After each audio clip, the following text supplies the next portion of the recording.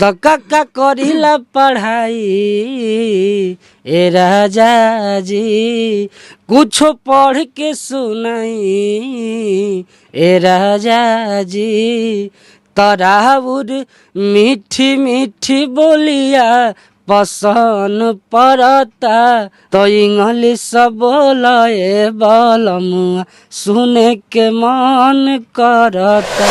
जी राजवाइन आई छत बानी लागे ना सैया केहू के नजरिया, लागे ना सैया केहू के नजरिया। तो हरियर टिकुलिया लहरदार टिकुली सटले बानी, एही रे टिकुलिया तीन जना के रखले बानी, पुलिस दरोगा हवलदार टिकुली सटले बानी। किए रनिया तू कनिया बन के जब से जिंदगी में अइलू, दिल के भीतरिया बसलू हमारा आँखी के पुतरिया तू भइलू। अरे जब जब तो के देखी हमर बन जाला मिजाज, ए राजा राजा बन के दिल पकड़ेला राज। कि कतने लोग के जात बाटे जानवा हीरोइन के कारनामा, ए हीरो। हमारा लिखा हुआ गाना में पसंद होना चाहिए बहुत। तो हमारी माँ बहनें सभी गाना सुनती हैं, हमारी प्रेरणा है हमारी दादी जी, जो कि हमको शुरू से बहुत सपोर्ट किए इस फील्ड में। और तमाम ऐसे बहुत सारे गायक हैं जिनके लिए हम काम किए हैं, नए हैं मार्केट में, लेकिन पब्लिक ने उनको सराहा है। हम कभी वायरल हो जाएगा। आप गायक हैं, आपको गीत बढ़िया नहीं मिले तो आप वायरल हो जाएगा अच्छा गायकी लेके। ये सही बात है। मार्केट में भरे पड़े हैं सिंगर भैया जो बहुत अच्छा गाते हैं, तो बहुत तमाम तरह के राइटर भी तो पड़े हुए हैं। नमस्कार, मेरा नाम सुधीर परवाना है, आप देख रहे हैं मीडिया जंक्शन को। एक बार फिर से स्वागत करता हूँ आप सभी को मीडिया जंक्शन में। हमारे साथ बैठे हुए भोजपुरी के जाने माने राइटर नितेश ठाकुर जी, जिनका लिखा हुआ तमाम मार्केट में गाना हिट है। जब चल रहा था उस टाइम एकदम एक तारफा बज रहा था। जिनका लिखा हुआ गीत इंग्लिश बोले बलमुआ सुने के मन करता, दरदिया उठता है राजा, प्रमोद प्रेमी जी की आवाज़ में आया था। जिस टाइम बज रहा था लगन में, कमाल का एकदम वायरल हो रहा था। आइए मैं इनसे बातें करता हूँ कि कैसे इतना हिट मैटर लिख देते हैं। नमस्कार भैया, स्वागत है मीडिया जंक्शन में। नमस्कार, धन्यवाद आपका, और मीडिया जंक्शन देखने वाले सभी श्रोता को नमस्कार, आशीर्वाद की अपेक्षा रहेगी। बताइए भैया, सबसे पहला सवाल आपसे कि आप इतना तगड़ा मैटर कैसे सोच के लिख दिए कि इतना बवाल मचा दिया। जब आपका गाना चल रहा था उस टाइम किसी का गाना नहीं बज रहा था, केवल आप ही का चल रहा था, इंग्लिश बोले बलमुआ सुने के मन करता है। देखिए, गीत गौने मिजाज के चीज़ है, और मिजाज ठीक रही तबे बढ़िया गीत आदमी लिख सकता है, चाहे गा सकता है। बिल्कुल। और जहाँ तक बाजे के गीत सवाल बा, तो हमने के घर के माई बहन रुआ घर के, चाहे हमरा घर के, चाहे जहाँ के भी, अगर वो गीत के पसंद करे लागस लोग तो गीत जरूर से बाजे। तो हमनी के ध्यान में रख के बनाइला जा हमेशा गीत, आके खास कर लेडीज लोग के पसंद आवे। बाकी जौना घर में रुआ जमा लेने औरत के दिल में जगह है, तो क्यों ना के बारे आप अपने को अलग छाप लेकर के चल दिए। खाली झूमर आप उस वक्त लिख रहे थे, कमाल का दौर था। एक बार आपका गाना एक और था, टिकुली सटले बानी। जी जी, कमाल का गाना चल रहा था जी। और एगो बात और बटे, देखिए गाना में का होला नु कि गाना में आदमी रुचि देखेला। जब हम स्टार्ट करनी गाना लिखे के, तब वो घड़ी पूरा मार्केट मतलब अथी रहे, खाली सैया हाई कर दिले तो दर्द होता, तो फर्द होता, मतलब वल्गरिटी टाइप के मर्द के आदमी इंडिकेट करत रहे जी। वजह से हम परिवर्तन करने का, इंग्लिश बोले मुँह सुनने के मन करता। फर्स्ट ठीक बा, हाँ, मतलब हस्बैंड के अच्छा चरित्र, अच्छा कैरेक्टराइज करके कि हाँ पत्नी के मुंह से तारीफ, और खाली दर्द देने के लिए, फलना के लिए, चलने के लिए मर्द नहीं ना होता है जी। अच्छा काम के लिए भी होता है। हाँ। और पति पत्नी का रिश्ता भी बहुत पवित्र होता है, बहुत प्यारा होता है, तो प्यार भी दिखना चाहिए हमारे सोच के अनुसार।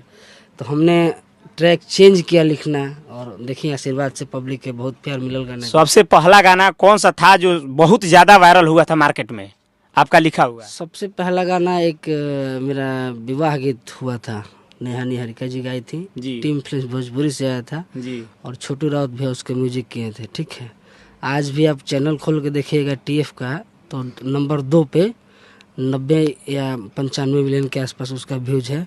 टीएफ का टॉप 2 गानों में, टॉप 10 गानों में नंबर 2 पे है, वही गाना वायरल हुआ था। उसके बाद धनंजय बेदर्दी जी का गोरेगाल पे गोदानमा। उसके बाद एक और गाना था आपका जीरा जवाइन। हाँ वो तो इधर का ही है, कम से कम 6-8 महीना के पहले का है शिल्पी का गाना, और बहुत प्यारा आशीर्वाद मिला था। वो नेहवावन का गीत है जो मतलब शादी का रस्म होता है ना, जी जी, उस समय गाया जाता है कि जीरा जवाइन अच्छा तो नहीं लगे ना, जब दूल्हे को या दुल्हन को नज़र नहीं लगने का। तो हमने थोड़ा सा स्क्रिप्टेड उसको किया कि ये बात तो हर पत्नी कह सकती है अपने पति को कि हम ऐसे आँच रहे हैं, आपको नज़र न लगे। आपसे एक रिक्वेस्ट करूंगा भैया कि जो आप गाना लिखे हैं, केवल आप लिखे भी हैं कि गुनगुनाते भी हैं, ये तो जाहिर सी बात है कि जो लिख सकता है वो अच्छा गा भी सकता है।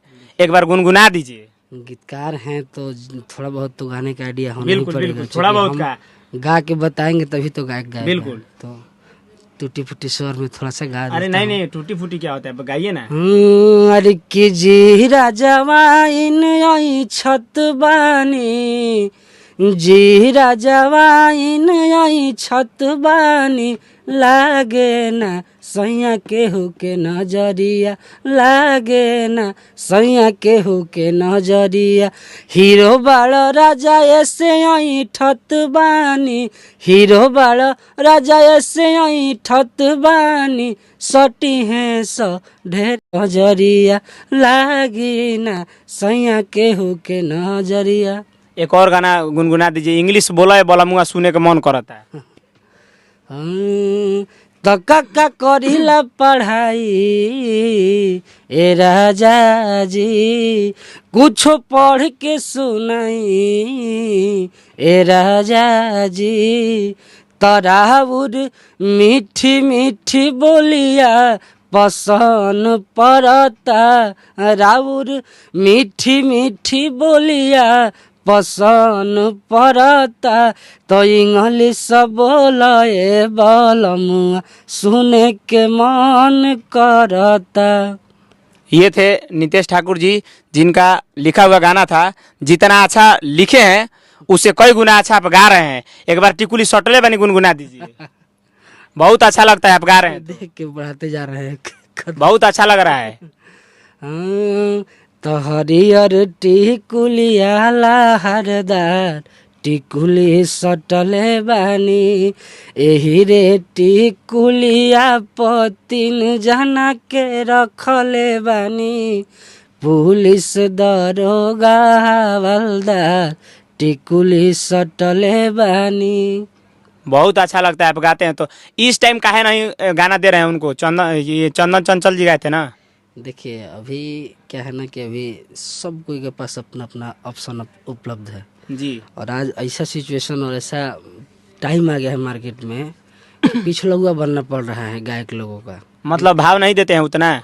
कि भाव की बात नहीं है, जब जैसा तब तैसा। मान लीजिए कि आपका हम गाना लिख रहे हैं, गाना बज भी रहा है, बजा भी है, रिस्पॉन्ड भी किया है, तो आपको लगना चाहिए ना कि हाँ भाई हमारे लिए आप लिखे हैं, अच्छा लिखे हैं। आप सिंगर से कई गुना ज्यादा वैल्यू होना चाहिए राइटर का, क्योंकि राइटर ही गाना लिखते हैं तो कहीं ना कहीं सिंगर गाते हैं। माइंड सेट कहीं ना कहीं जो जिनके पीछे, मान लीजिए कि आप गायक हैं, नया करियर स्टार्ट कर रहे हैं, आपके पीछे आ रहे हैं, हमारे पास आ रहे हैं कि भैया हम पे हेल्प कीजिए, मदद कीजिए, हम फोकस करते हैं आप पे, अच्छा कंपोजिशन, अच्छा गाना, जैसे भी बहुत सारा एग्जांपल हम दे देंगे। जी जी, आप ये बात निकालें, उस पर हम एक बात निकालते हैं। बिल्कुल बिल्कुल। आप विक्रमगंज के साइड के हैं गायक निशांत सिंह जी, मैसेंजर के जरिए उनसे बात स्टार्ट हुई जी हमारी। मैं जानता हूँ। ठीक है, और जितना अच्छा वो गाते हैं, व्यवहार के भी बहुत अच्छे हैं। जी, बात करने के बाद पता चला उनका। हम गाना लिखने के लिए बोले तो सबसे पहले हमने उनका लिंक मांगा गाने का कि कैसा गाते हैं, क्या गाना गाते हैं। जी, एक सैड सॉन्ग का लिंक भेजा हमको, वेब पे रिलीज था गाना। अच्छा, हमको इतना पसंद आया, हम बोले कि भाई बहुत अच्छा आप गा रहे हैं। तब से आज तक उनका उनके गाना, लिए कौन सा गाना लिखे आप? बहुत सारा हीरोइन के कराना, दिल पर करेला राज अभी ट्रेंडिंग कर रहा है गाना, करुआ तेलुगु। एक बार गुनगुना दीजिए, दिल पे करेला राज। कि ये रनिया तू कनिया बन के जब से जिंदगी में आइलू, दिल के भीतरिया बसलू, हमारा आँखी के पुतरिया तू भइलू, अरे जब जब तो के देखी हमर बन जाला मिजा, ए राजा राजा बन के दिल पर करेला राज। ये गाना ट्रेंड कर रहा है। और भी अरे कि कतने लोग के जात बाटे जानवा हीरोइन के कारनामा ए हीरो। हमारा लिखा हुआ गाना में पसंदीदा गीत है ये। बहुत ही तो इंस्टाग्राम पे तो बहुत ज्यादा वायरल है। क्या है प्यार। हमारा फोकस हमेशा से नए प्रतिभा की ओर रहा है कि जो आप कभी घाघरा दुनिया जहान वाला गाना लिखे हैं कि नहीं? नहीं, चटनी चटक डबल मीनिंग गीत होता है लेकिन वैसा गाना नहीं लिखते हैं। आजकल तो डबल मीनिंग एकदम तगड़ा कमाल की चल रहा है। नहीं देखिए, चूंकि हम जो काम करते हैं गाना लिखते हैं, हमारा भी परिवार है जी ठीक है, और ऐसा काम हम क्यों करेंगे कि अपने परिवार को ही ना बता पाए कि हम ये काम कर रहे हैं। बिल्कुल ऐसा होना चाहिए। तो हमारी माँ बहनें सभी गाना सुनती हैं। हमारी प्रेरणा है हमारी दादी जी, जो कि हमको शुरू से बहुत सपोर्ट किए इस फील्ड में। और तमाम ऐसे बहुत सारे गायक हैं जिनके लिए हम काम किए हैं, नए हैं मार्केट में, लेकिन पब्लिक ने उनको सराहा है। हम कभी स्टार के पीछे नहीं भागे कि आप मेरा गीत गा दीजिए, आप मेरा गीत गा दीजिए। ये होना भी चाहिए, अपना भी कुछ सेल्फ रेस्पेक्ट होता है। हम एक ही बात जानते हैं कि अगर हमारे अंदर क्षमता होगा, अगर हमारे अंदर प्रतिभा होगी, तो उनको जरूरत ऐसा लगेगा कभी, जो भी है देखिए सबका इच्छा होता है बड़े आर्टिस्ट के साथ काम करना, हमारा भी है। लेकिन ऐसा नहीं कि हम गए आपके पास कि हाँ भैया मेरा गाना गा दीजिए। आजकल तो सोशल मीडिया का जमाना है, किसी का जी हुजूरी करने की जरूरत नहीं। अगर आपके पास हुनर है तो जो भी सबके पास ऑप्शन है ठीक बिल्कुल, है। बिल्कुल। हर गायक के पास गीतकार गायक स्टूडियो अब इतनी पहले वाला अभी जमाना नहीं रह गया। नहीं रह गया है। जिसको भी कंपनियां भी गाना कर रही हैं तो कॉन्ट्रैक्ट हम लोग साइन कर रहे हैं, तो जाहिर सी बात है कि बात हो रहा है कि हाँ गाना हमको हमारे पसंद का चाहिए, तो पेमेंट भी हम बोल रहे हैं कि हमको हमारे पसंद का दीजिए। आदमी डमी बना के भेज दिया, जो गाना फाइनल हुआ, क्योंकि जो भी इन्वेस्ट करेगा उसको पसंद आना चाहिए गाना। जी जी बिल्कुल। कोई पत्थर की लकीर नहीं है कि लिख दें, उसी में होता है कि हाँ 50 गाना किए, 50 में 20 को गाना निकल गया। एक बार हम आपसे ये पूछना चाहेंगे, एक गाना का नितेश ठाकुर जी कितना मांग करते हैं? देखिए फ्रेशर नए सिंगर जो आते हैं उनका 5000, बड़े लेवल के कोई स्टार हो गए जैसे चंदन उंदन हो गए, रंजीत हो गए, इन लोगों का 7000 रुपये लिखने का चाहिए। अरे स्टार लोग से आप ज्यादा पैसे काहे मांग करते हैं? जाहिर सी बात है उन लोगों को ज़्यादा इनकम है। इनकम तो है, तो इसका मतलब ये थोड़ा है कि कोई मुट्ठी से निकाल करके वो छिड़ते चलेगा। जी आपका कमाई 50,000 रहेगा, एक का कमाई 30 आप रुपये। एक नजर से काहे नहीं देखते हैं सब सारे कल नजर से, एक नज़र से क्यों देखेंगे? काहे नहीं देखिएगा? क्यों देखेंगे ये बताइए। मैंने बताइए, आप ही बताइए। अच्छा बड़ा जो गायक है वो गाने का 50 लाख रुपया ले रहा है, वो अपना मेहनत करके वहाँ पे गया है, तो हम भी तो मेहनत कर रहे हैं ना जी।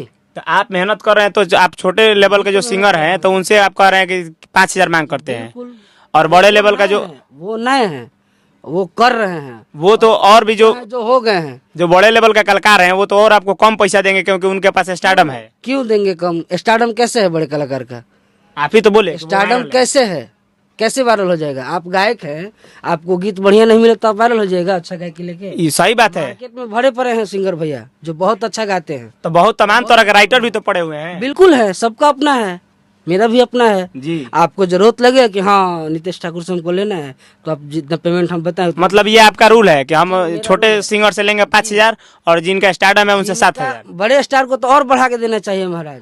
ये बात हुई कि उनके मानसिकता के ऊपर रह गई। मानसिकता की बात नहीं है। आप जो अच्छा एक गाना गीतकार मेहनत कर रहा है 5 साल आप पे लगातार आप बज रहे हैं जी, उसके बाद आपका 5000 से सीधे 50,000 वोकल का चार्ज हो जा रहा है जी ठीक है, तो वहाँ गीतकार का 2000 रहना चाहिए। आप सेम मांग कीजिए ना, जो बड़े लेवल के कलाकार हैं वो गाते हैं, क्यों मांगूं? वो अपना उनके ऊपर है। क्यों मांगूं? आप 7000 मांगेंगे, कहना उनका मन होगा कि हम 50,000 दें आपको।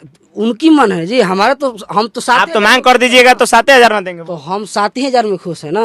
आज का कोई कलाकार ऐसा नहीं है कि आपको आपके पेमेंट से बेसी दे दे। पेमेंट जितना है उतना तो दे ही नहीं रहा है लोग।